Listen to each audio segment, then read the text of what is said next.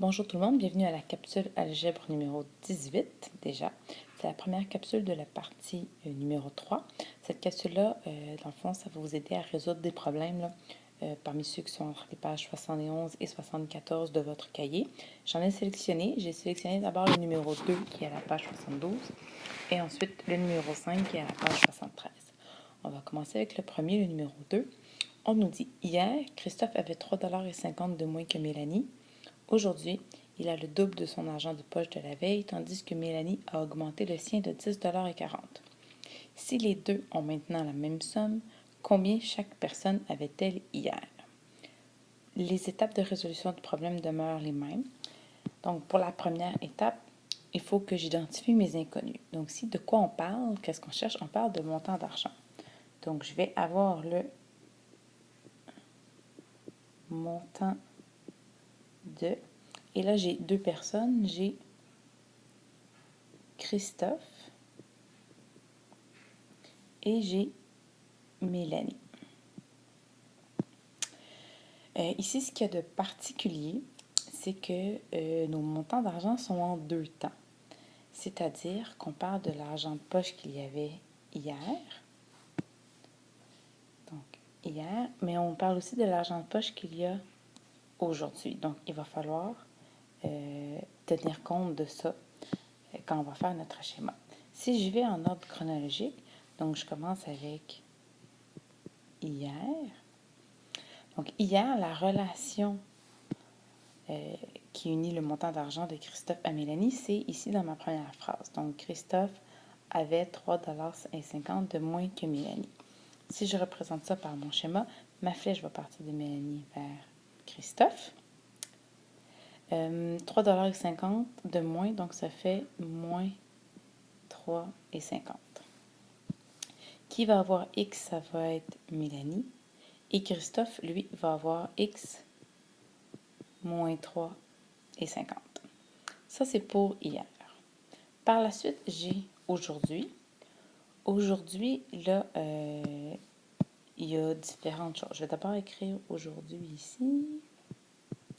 Donc, aujourd'hui, qu'est-ce que j'ai comme information dans le texte? On dit il. Il, ça représente Christophe. Il a le double de son argent de poche de la veille. Donc, Christophe, lui, son argent de poche a doublé. Donc, le X moins 3,50 qu'il avait hier, ça l'a doublé, donc ça l'a fait x2. Donc, l'expression algébrique qui va représenter maintenant le montant de Christophe aujourd'hui, ça va être 2, parenthèse, X moins 3,50. Pour Mélanie, elle, qu'est-ce qu'on me donne comme information? On dit que Mélanie a augmenté le sien, donc son argent de poche, de 10,40. Donc, par rapport à la veille, Mélanie, elle, ça l'a augmenté de 10,40. Donc, ça veut dire que ça a X plus 10,40. Ça, c'est pour l'argent de poche de Mélanie. Autre information que je n'ai pas utilisée dans le texte, c'est le fait que les deux ont maintenant la même somme. Donc, ça veut dire que le montant d'argent de Christophe aujourd'hui va être égal au montant d'argent de Mélanie aussi aujourd'hui. Donc, en sachant ça, je vais pouvoir former mon équation avec le égal. Donc, j'ai 2 parenthèses x moins 3,50. Excusez, on va écrire ça comme il faut. Moins 3,50. Ça va être égal au montant de Mélanie aujourd'hui, donc x plus 10,40. Quand je vais vouloir résoudre ça, il faut que je commence par éliminer la parenthèse. Donc, je fais la distributivité par 2. 2 fois x, 2x. 2 fois moins 3,50, ça fait moins 7.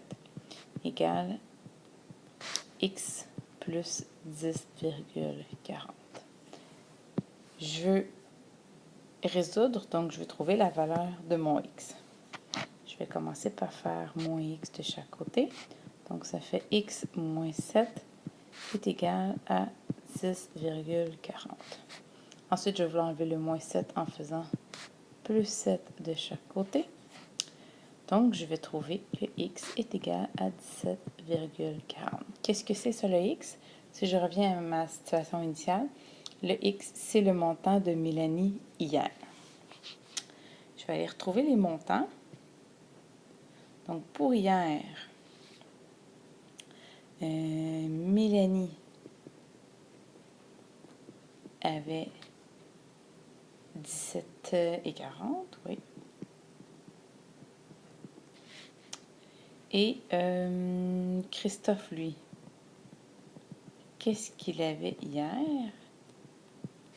Bien, il faut que je fasse le X moins 3,50. Donc, ça veut dire qu'il faut que je fasse 17,40 moins 3,50. Ce qui fait un montant de 13,90. Ça, c'est le montant que Christophe avait hier. Si je calcule les montants aujourd'hui pour les deux personnes, Mélanie, elle, c'est X plus 10,40. Donc, ça veut dire 17,40 plus 10,40, ce qui lui donne 27,80 $. Et pour Christophe, il a doublé le montant par rapport à hier. Donc, ça veut dire qu'il a doublé le 13,90. Donc, 13,90 fois 2, ça fait 27,80. Et dans le fond, ça fonctionne parce que le montant aujourd'hui de Mélanie, donc celui-là ici, est le même que le montant aujourd'hui de Christophe. Donc, ça fonctionne. C'est ce que ça devait nous donner. Énoncé de la réponse, je vais relire la question. Et la question était, combien chaque personne avait-elle hier? Donc, je réponds, Mélanie avait 17,40 $ et Christophe avait 13,90 $. Et voilà pour le premier des deux problèmes. On va aller faire le problème suivant, le numéro 5. On nous dit, une flotte de véhicules compte 20 autos de moins que le triple du nombre de motos. On vient d'équiper tous ces véhicules de pneus neufs en commandant 620 pneus. Combien y a-t-il de motos? Donc, si mes inconnus, j'ai mon nombre de motos et j'ai mon nombre d'autos. Et c'est important ici de préciser que c'est le nombre de motos et le nombre d'autos. Si je regarde dans mon texte, l'information qui met en relation le nombre de motos et le nombre d'autos, c'est dans la première phrase. Donc, on compte 20 autos de moins que le triple du nombre de motos. Alors, si je fais un schéma avec ça, je pars de moto puisque ma phrase finit par moto, vers auto, 20 autos de moins que, je fais attention, le triple. Donc, le triple, c'est fois 3 et 20 de moins, donc moins 20. Donc, si moto, ça va être X et mon nombre d'autos va être représenté par 3X moins 20. Sauf qu'ici, dans ce problème-là, on me parle de pneus. Le total, c'est 620 pneus. Est-ce que je peux additionner des motos avec des autos puis ça va me donner des pneus? Non. Donc, j'ai une étape supplémentaire à faire ici qui est d'aller représenter algébriquement le nombre de pneus pour chacun des deux véhicules. Pour les motos, j'ai X motos. Puisque chaque moto a besoin de 2 pneus, l'expression algébrique qui va représenter mon nombre de motos, ça va être 2 fois X, donc 2X, puisque c'est 2 pneus par moto. Pour les autos, j'ai besoin de 4 pneus par voiture. Donc, ça va dire que l'expression algébrique qui va représenter le nombre de pneus pour les autos, ça va être 4 parenthèse 3x moins 20. Important de mettre la parenthèse. Là, je vais pouvoir additionner ça en me disant le nombre de pneus pour mes motos plus le nombre de pneus pour toutes mes voitures est égal à 620. Je vais résoudre ça. Première étape, je vais me débarrasser de la parenthèse en faisant ma distributivité. 4 fois 3x, 12x. 4 fois moins 20, moins 80, égale 620. Ici, je peux regrouper le 2x avec le 12x. Ça me donne 14x moins 80 égale 620. Pour enlever le moins 80, je vais faire plus 80. Donc, ça fait 14x égale 700.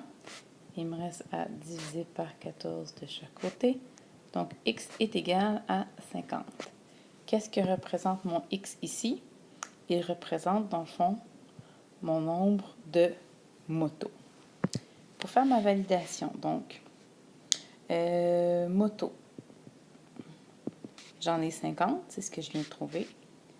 Pour les pneus, c'est 2 pneus par moto, donc 2 fois 50, ça me donne ça. Pour les autos, c'est 3x moins 20, donc ça veut dire 3 fois 50 moins 20, ce qui me donne 130 autos. Pour les pneus, puisque c'est 4 pneus par auto, c'est-à-dire 4 fois 130, ce qui me donne 520 pneus. Si je prends les 100 pneus de mes motos plus les 520 pneus de mes voitures, ça me fait un total de 620 pneus. Donc, ça fonctionne, c'est ce à quoi je devais arriver. Énoncé de la réponse maintenant, on va relire la question. La question est « Combien y a-t-il de motos? » Donc, on écrit « Il y a 50 motos. » Et voilà, c'était la capsule algèbre numéro 18.